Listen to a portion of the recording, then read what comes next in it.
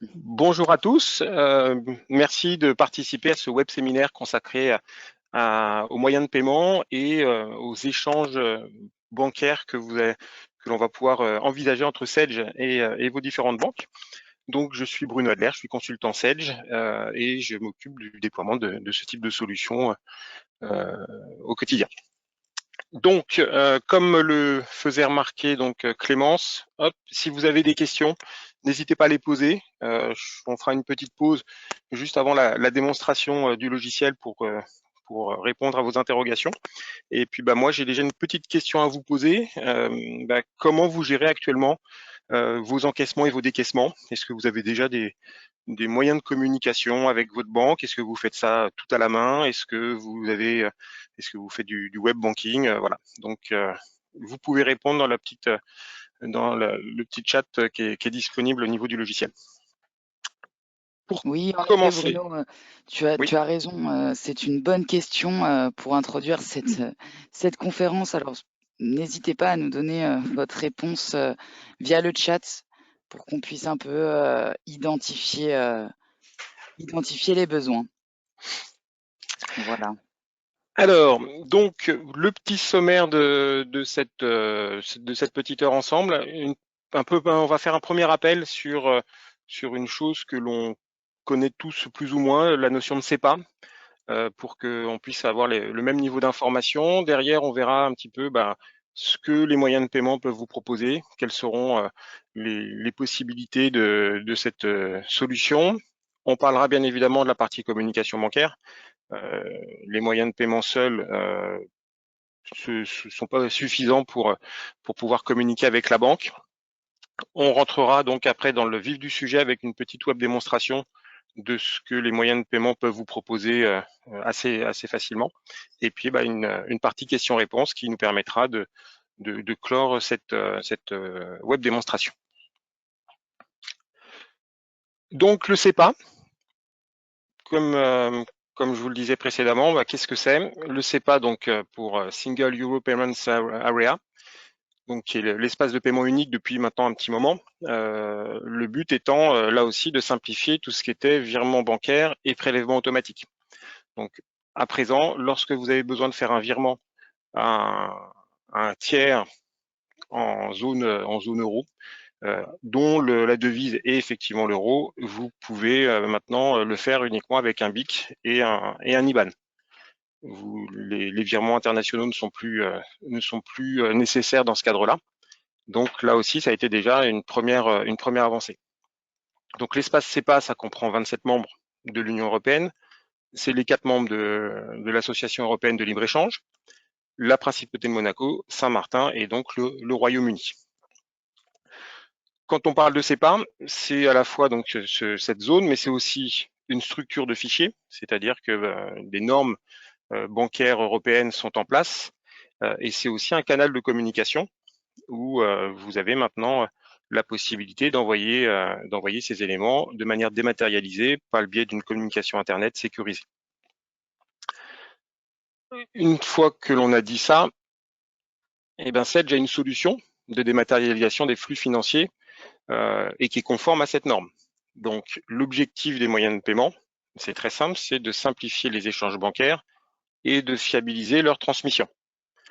Donc, ça va vous permettre de simplifier tout ce qui est paiement et encaissement par le biais donc de fonctions logicielles, d'échanger ces données bancaires, des virements, des prélèvements, des récupérations de relevés, de manière sécurisée, donc avec des échanges de certificats entre votre société et vos banques pour que les données soient échangées de manière sécurisée, d'optimiser la trésorerie parce que vous pouvez automatiser la récupération de relevés de compte de manière automatique afin de pouvoir les consulter au quotidien.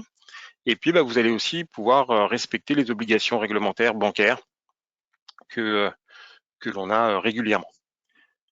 Chose très importante, c'est que cette solution est interfacée avec la comptabilité Sedge 100, ce qui veut dire que le cœur sera la comptabilité.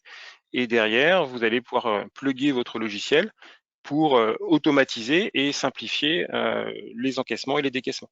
Donc, pas de double saisie. L'information est commune à tous les modules. qu'est-ce que les moyens de paiement vont vous permettre de faire? Ça va vous permettre donc déjà de gérer des encaissements. Donc vous allez pouvoir éditer des remises de chèques pour les remettre ensuite à la banque. Donc là, il n'y a pas de dématérialisation, mais le système va vous permettre de simplifier aussi ce processus.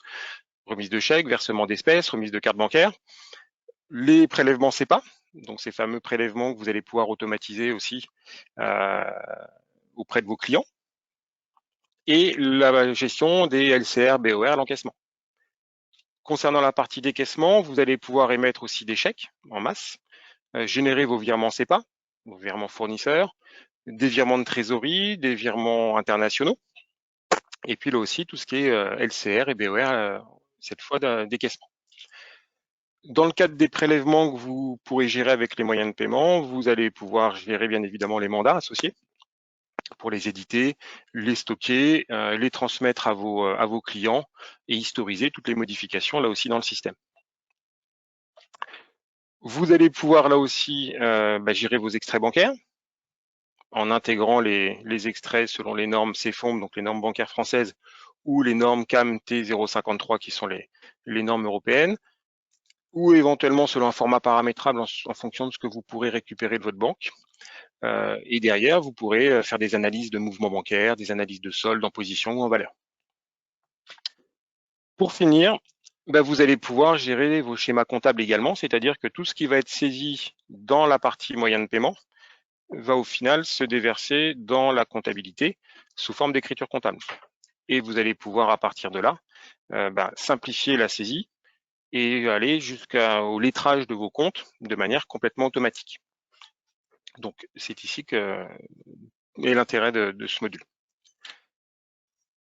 Derrière, vous avez besoin d'une communication bancaire pour que vous optimisiez vos échanges de manière optimale, je dirais, avec votre banque.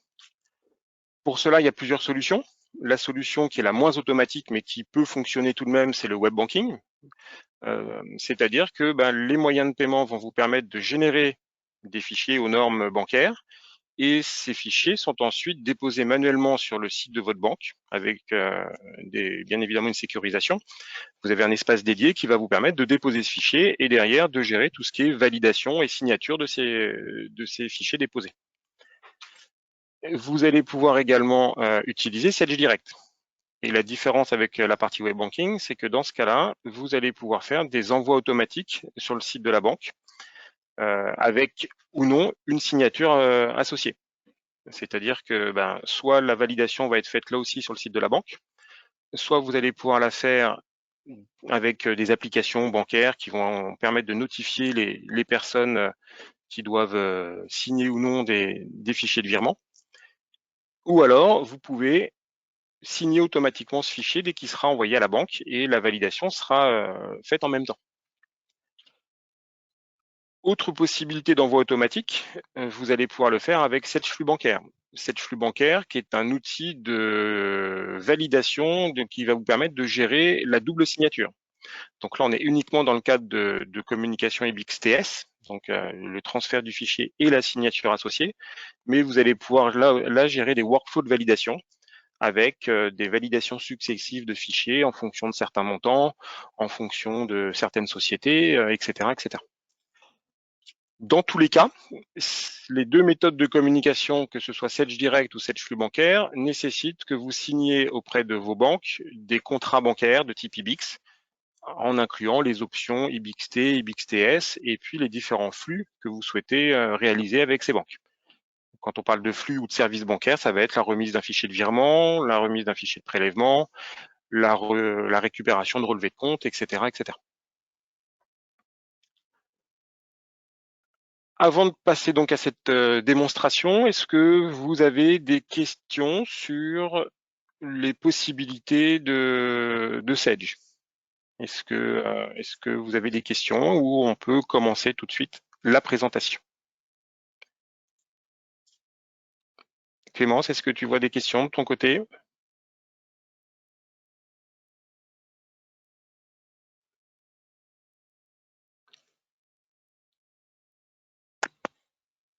Non, pas de questions?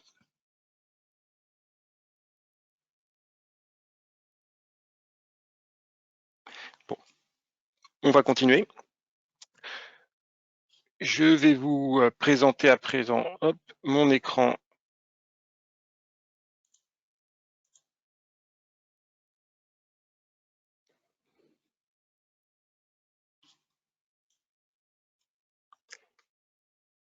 Hop là. Hop. Alors, là, je me suis connecté à mon module moyen de paiement.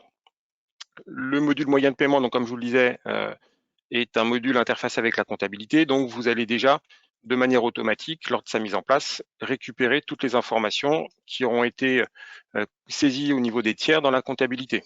Vos clients, vos fournisseurs, pourquoi pas vos salariés. Et sur chacun de ces éléments, si vous avez déjà associé à chaque fiche des informations bancaires, ces données seront automatiquement récupérées.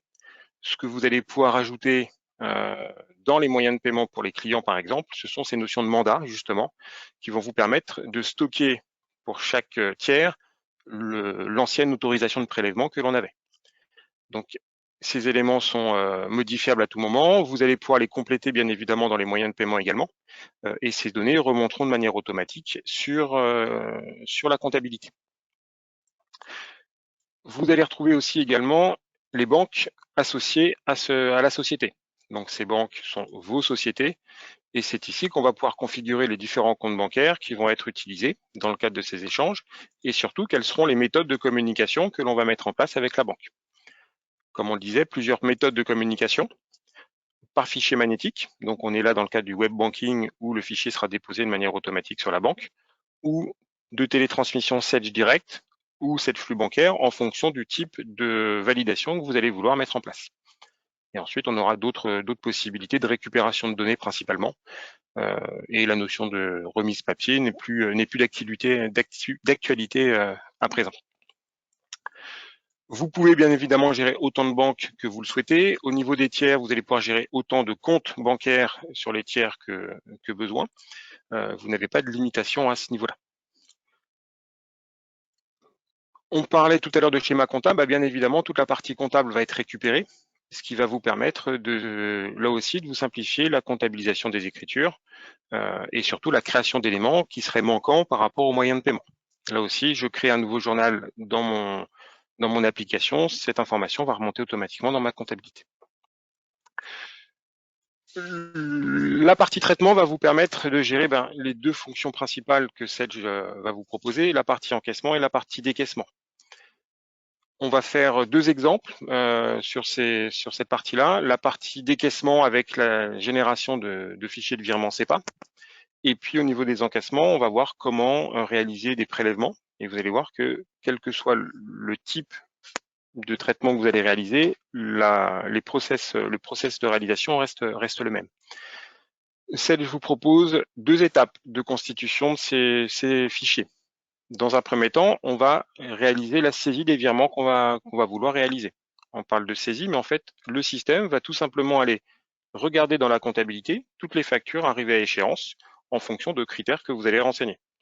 Vous allez pouvoir renseigner des dates d'échéance, vous allez pouvoir renseigner pourquoi pas des journaux, vous allez pouvoir renseigner des modes de règlement, si dans la comptabilité, chaque écriture est bien qualifiée comme étant à régler par virement. Voilà. Tous ces critères vont vous permettre d'isoler précisément les écritures que vous allez vouloir régler. Une couche supplémentaire peut être ajoutée, c'est la gestion du bon à payer, où vous pouvez activer cette possibilité dans la comptabilité afin d'indiquer en compta si la facture est effectivement considérée comme étant à régler ou pas. Et de cette façon-là, vous auriez un critère supplémentaire ici. Une fois que j'ai fait que j'ai renseigné ces différents critères de sélection, je vais retrouver ici différentes lignes d'écriture qui vont me permettre de savoir ce que je dois régler ou pas. Et c'est à moi de sélectionner ici les différentes lignes que je vais vouloir valider et régler auprès de mes fournisseurs. Je vais avoir ici le montant total à régler. Je vais pouvoir, si je le souhaite, faire des regroupements de factures. Si j'ai plusieurs factures pour un même fournisseur, plutôt que de faire autant de virements, je vais faire un seul virement pour toutes mes factures. Je vais retrouver éventuellement les règlements, les acomptes que j'aurais versés. Et de cette façon-là, le système me fera un virement du solde du montant que je dois régler. Et je vais pouvoir aussi indiquer ici quelles sont les banques, quelle sera la banque sur laquelle les virements vont être réalisés. Je pointe mes éléments et je retrouve la petite information comme quoi ces écritures seront réglées par le premier virement, par le deuxième, et je vais pouvoir continuer de la même façon pour sélectionner systématiquement toutes les écritures que je vais vouloir régler dans le logiciel. Je valide et le système me propose automatiquement tous ces virements que j'ai considérés comme étant bons à réaliser. Comment se compose un virement? Je vais retrouver ici ma date d'échéance, je vais retrouver l'intitulé du tiers sur lequel je vais faire le virement, les informations de ma facture et surtout la banque sur laquelle je vais faire le virement auprès de mon fournisseur.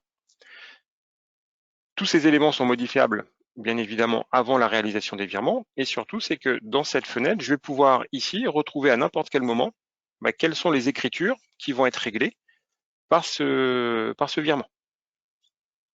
Si besoin, si je me rends compte que par erreur j'ai sélectionné de mauvaises écritures, je peux supprimer ce virement et je retrouverai ces informations dans une prochaine campagne de règlement.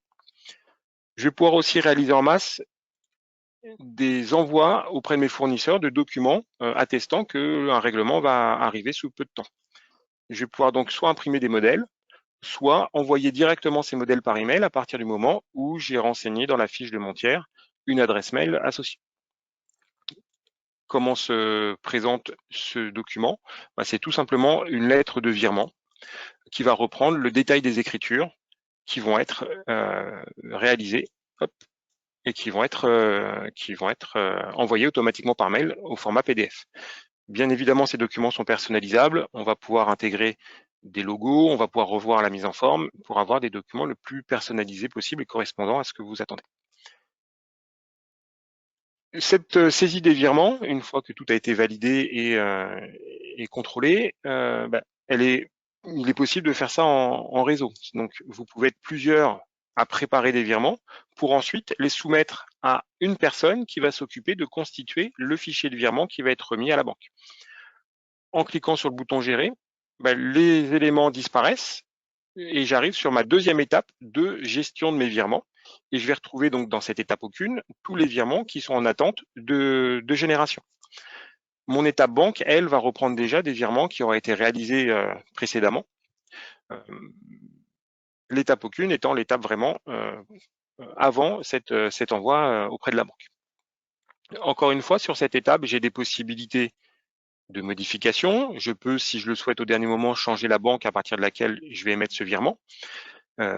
Mettre de côté certains virements en disant que j'ai un litige et je ne souhaite pas faire le règlement tout de suite. Une fois que je souhaite générer mon fichier, je vais pouvoir ici sélectionner les différentes lignes, les pointer et puis passer à notre étape de transmission auprès de la banque.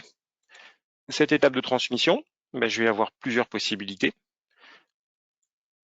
On retrouve les possibilités qu'on avait évoquées tout à l'heure au niveau du paramétrage de chacune de vos banques. Soit je vais faire un fichier magnétique et le dépôt de ce fichier va se faire à la banque manuellement. Vous serez dans le cadre de ce que l'on appelle donc le web banking.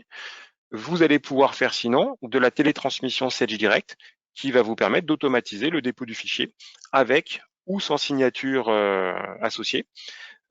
Donc avec une validation qui se fera soit sur le site de la banque, soit directement au moment de l'envoi du fichier auprès de la banque.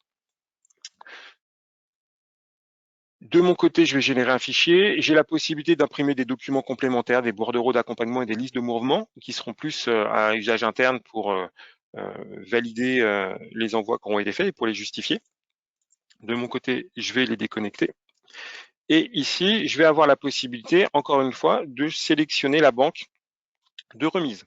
Donc précédemment, on a vu que j'avais des banques qui étaient différentes dans chacun de mes virements. Et je vais pouvoir lui demander de reprendre ce paramétrage, ou sinon je vais pouvoir forcer en lui disant que je veux une banque en particulier pour générer ces fichiers. Je valide, le système me propose d'enregistrer le fameux fichier CEPA aux normes XML, donc le fichier de virement, que je vais pouvoir donc dans mon cas enregistrer sur mon ordinateur pour ensuite derrière le déposer sur le site de ma banque manuellement. Et vous voyez qu'à partir du moment où le fichier a été généré, tous les virements qui étaient en cours sont passés sur l'étape banque et ne sont plus considérés comme en cours de traitement. Voilà le processus de génération des virements. Ce processus côté moyen de paiement, une fois terminé, il reste 2 étapes à réaliser. L'envoi du fichier sur le site de la banque, selon les 3 méthodes que l'on a évoquées tout à l'heure. Et puis, on le verra par la suite, la comptabilisation de ces écritures qui va vous permettre de finaliser la campagne de règlement que vous êtes en train de réaliser. Là, on est sur la partie donc décaissement, mais le principe est exactement le même pour tout ce qui est encaissement de prélèvement. Le système va vous permettre de sélectionner les écritures que vous allez devoir prélever auprès de vos clients. Donc, bien évidemment, ça signifie que les factures sont remontées dans la comptabilité, que les dates d'échéance sont indiquées et qu'idéalement, les modes de règlement sont aussi renseignés afin de pouvoir sélectionner précisément les clients que je vais devoir prélever. Je clique sur le bouton incorporer, je retrouve la même fenêtre de sélection d'écriture. Je retrouve tous les éléments que je vais pouvoir prélever. Alors, vous avez dû remarquer tout à l'heure aussi les petites croix dans la colonne position, ça indique que quelqu'un d'autre est en train de gérer cette écriture. Donc, je vais pas devoir la resélectionner une nouvelle fois. Donc, pour éviter de le faire, le système m'indique que toutes ces écritures sont déjà en cours et je vais pouvoir à mon niveau dire, voilà, je veux prélever ces éléments, je veux prélever ces éléments avec les mêmes possibilités d'affectation de la banque, de regroupement des échéances pour un tiers, et puis de génération par défaut d'un fichier aux normes CEPA maintenant. Les autres fichiers étaient les fichiers précédents qu'on pouvait gérer avec Sage. Je vais pointer mes écritures. Donc là, voilà, mon premier prélèvement, mon deuxième, et je vais retrouver là aussi ces éléments sous forme de prélèvement. Si je regarde là aussi comment se compose mon prélèvement. Alors, j'ai pas pris ici le bon exemple, on va prendre celui-ci. Voilà. Et je vais retrouver là aussi le type de paiement. Donc, comme c'est le premier prélèvement que je vais faire dans Sage, le système m'indique que c'est un CEPA initial, mais j'ai la possibilité, si je le souhaite, d'indiquer que c'est du récurrent, si j'ai déjà fait des prélèvements à ce tiers d'une autre façon, ou si c'est le dernier prélèvement que je dois réaliser, je vais pouvoir indiquer que c'est un CEPA final et mettre fin au mandat qui a été associé à ce compte. Bien évidemment, si c'est le premier prélèvement CEPA, donc on est sur un CEPA initial, la fois prochaine, le système sera automatiquement que on est rentré dans le récurrent et il va l'indiquer de manière automatique. Je retrouve les informations de mon compte, des montants, du motif du prélèvement, la banque, et puis par rapport à tout à l'heure, on va retrouver une information complémentaire qui va être le mandat associé à la banque, donc qui va m'autoriser à aller prélever ce montant sur le compte de mon client. Je retrouve le statut de paiement tout en bas, donc on est sur un CEPA non transmis. La fois suivante, on sera considéré comme sur un CEPA déjà transmis, donc sur une récurrence. J'ai évidemment les mêmes possibilités que ce que l'on a vu tout à l'heure. Je vais pouvoir retrouver encore une fois les écritures associées. Donc là, j'ai 3 factures qui vont être prélevées automatiquement. Et puis, je peux envoyer aussi une notification à mon client, papier ou par mail, pour lui dire qu'il va être prélevé à telle date de ce montant au regard des factures qui seront dans le petit document. Je vais pouvoir gérer mes prélèvements. Donc, je vais passer de manière automatique à ma seconde étape. Même principe que tout à l'heure. Je vais pouvoir retrouver mes différents prélèvements. Je constate que j'ai à la fois mon prélèvement qui est ici, mais j'ai aussi d'autres prélèvements qui auraient été réalisés par d'autres utilisateurs du même dossier. Je vais pouvoir là aussi les sélectionner, les pointer et les transmettre à la banque. Le processus est exactement le même que pour la partie virement. Je choisis ma banque de remise, je vais choisir le type de remise que je vais faire. Encore une fois, si je l'ai paramétré dans ma banque d'une certaine façon, je peux le modifier ici si besoin, mais par défaut, ce sera le bon paramétrage qui sera récupéré. Dans mon cas, je ne vais pas imprimer non plus de documents complémentaires et je vais pouvoir valider la génération de ce fichier. Et ce fichier sera aussi aux normes CEPA, donc les fichiers XML, et je vais pouvoir le déposer donc de manière automatique ou manuelle en fonction de ce que j'aurai choisi. Hop, j'enregistre mon fichier, je valide et mes prélèvements ont été générés. Là aussi, dernière étape, la remise du fichier, la validation de ce fichier d'une façon ou d'une autre. Et puis, on arrive à la partie comptabilisation des écritures qui va être importante. Avant de parler de la comptabilisation des écritures, je vous propose juste une petite aparté sur le module Sedge Direct, qui est l'outil de communication bancaire le plus utilisé la plupart du temps. C'est ce module qui vous permet de faire le lien entre le logiciel moyen de paiement et vos banques. Donc, vous voyez ici sur mon jeu de démonstration, j'ai 2 banques qui sont configurées. Pour chacune des banques, j'ai des services bancaires avec la possibilité de faire des virements SEPA, des virements internationaux. Donc, dès que j'ai des virements en devise autre que l'euro ou dans un pays en dehors de la zone SEPA, je vais pouvoir le faire de cette façon-là. Des virements de trésorerie. Et puis, on va retrouver ici la possibilité de faire des prélèvements, des relevés de prélèvements, etc., etc. On va retrouver la même chose au niveau de la banque postale. Ces différentes possibilités sont vraiment associées à la banque et je peux avoir certains services sur une banque et d'autres sur une autre. C'est ce module-là qui nécessite la souscription d'un abonnement, d'un contrat IBIX, vous permettant donc de déposer des fichiers de virement auprès de vos banques. Avez-vous des questions? Est-ce que c'est clair pour tout le monde?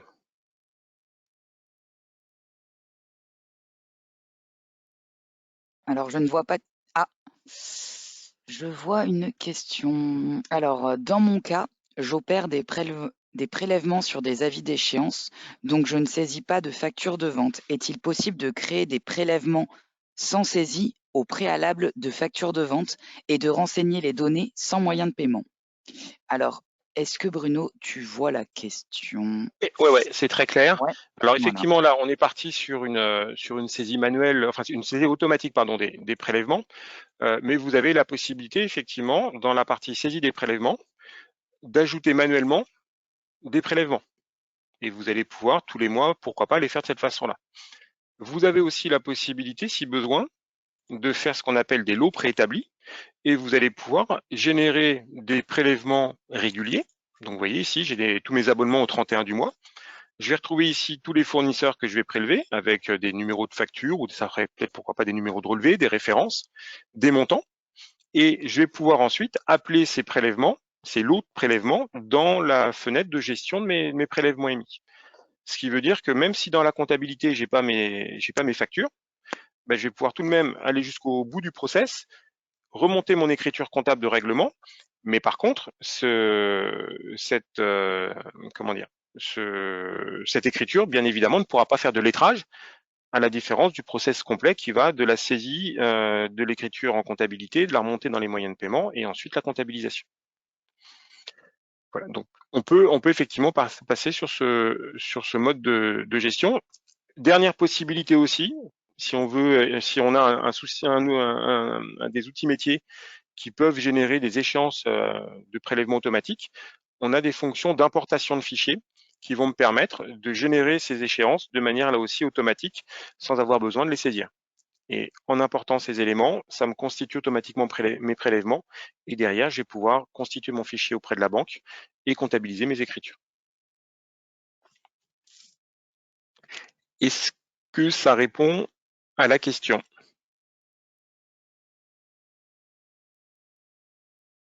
Oui, c'est très clair. Parfait. Est-ce qu'il y a d'autres questions, Clémence? Non, je ne vois pas d'autres questions, donc nous pouvons continuer. Très bien. La dernière opération dans les moyens de paiement, concernant les deux tests que l'on a réalisés ensemble, bah, c'est évidemment la partie comptabilisation, où le système va me permettre, une fois l'étape banque réalisée sur les différents encaissements ou décaissements, va me permettre de comptabiliser mes écritures. Pour cela, je vais pouvoir dans un premier temps imprimer un journal de contrôle qui va me permettre de voir ce que ça donne. J'ai la possibilité de choisir le type de règlement que je veux comptabiliser. Par défaut, on va choisir tout. Et on a la possibilité, évidemment, de choisir une date limite d'échéance pour éviter d'envoyer tous les éléments obligatoirement. Si j'imprime mon journal de contrôle, ben, je vais retrouver ici, alors j'ai un petit souci sur un compte que j'ai utilisé, évidemment. Ce ne serait pas... Hop. Je vais vérifier ici les comptes bancaires que j'ai. Donc là, j'ai bien mes comptes. Là, j'ai pas de journal de banque. On va en mettre un au pif. Hop. Et le système va me permettre de reprendre ici toutes les écritures qui vont être passées en fonction des différentes saisies qui ont été faites, avec la possibilité de configurer le schéma comptable, à savoir est-ce que j'ai, comme c'est le cas ici, une ligne 512 sur chaque encaissement ou décaissement que je vais réaliser, ou si je souhaite avoir une contrepartie globale qui va me permettre d'avoir un seul 512 sur toutes les lignes de la remise que je vais réaliser. Voilà pour cette partie contrôle. Une fois que les contrôles sont réalisés, ben, je vais pouvoir tout simplement demander au système de mettre à jour ma comptabilité, de cliquer sur le bouton comptabiliser, avec une petite question dans le cadre de la loi antifraude justement, est-ce que je souhaite clôturer ces écritures ou pas? Dans mon cas, je vais dire non. Hop. Et de manière automatique, toutes les écritures vont passer dans la compta. Donc, ce qui veut dire que tous les encaissements et décaissements que j'ai fait précédemment ont été comptabilisés.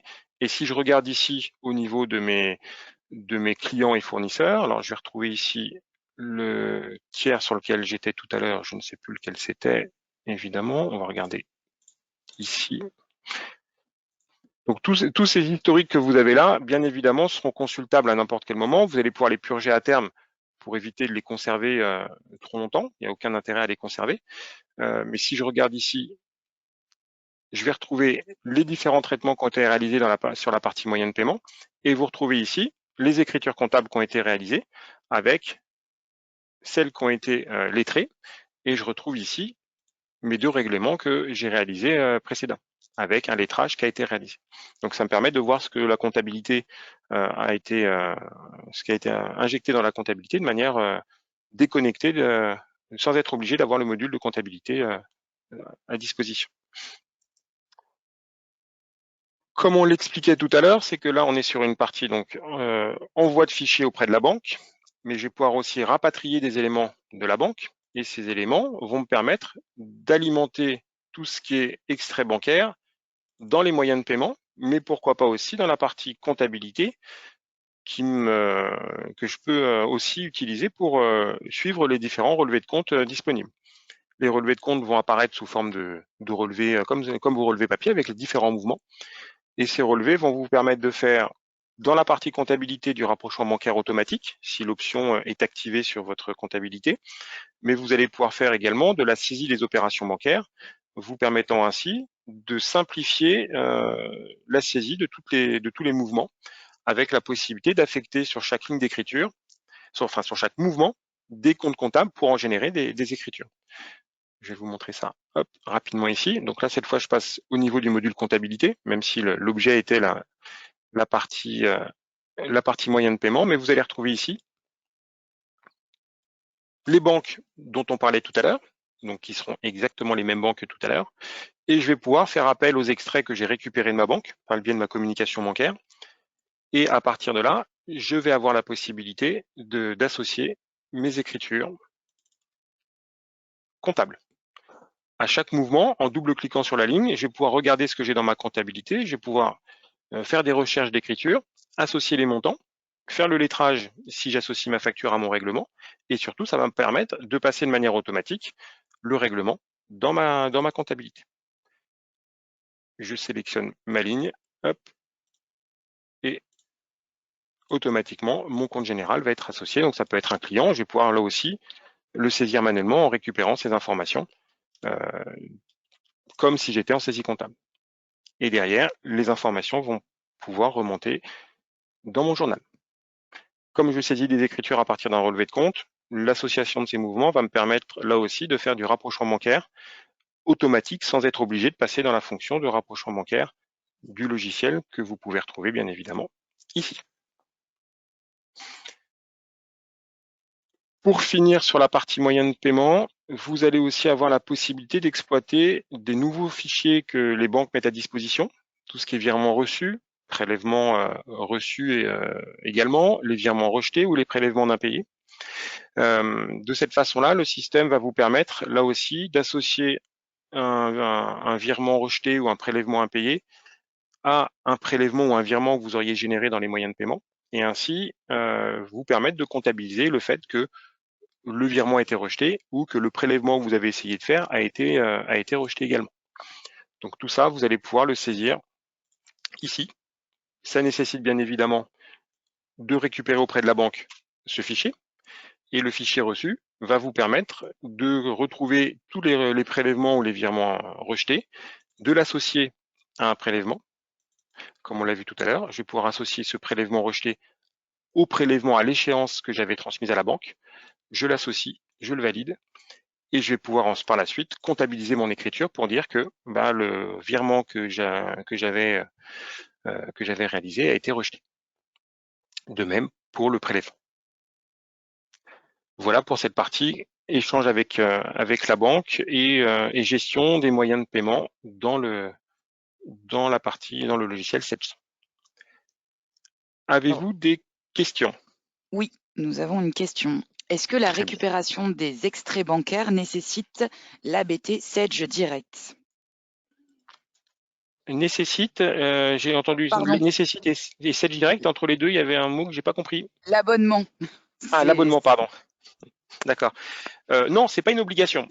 Si vous pouvez récupérer sur le site de la banque directement vos relevés de compte, le seul inconvénient, c'est que ça vous oblige à le faire manuellement, d'aller tous les matins ou toutes les semaines sur le site de la banque, récupérer le fichier, et puis derrière le mettre à disposition de Sedge pour l'incorporer. L'avantage de Sedge Direct, c'est qu'il le fait de manière complètement automatique. On peut même aller ici créer des sessions de relevés qui vont récupérer de manière automatique sur certains créneaux tous les relevés de compte de vos différentes banques. Mais encore une fois, non, ce n'était pas une obligation. Avez-vous d'autres questions, Clémence? Est-ce que tu vois d'autres choses? Non, nous n'avons pas d'autres questions pour le moment. Très bien.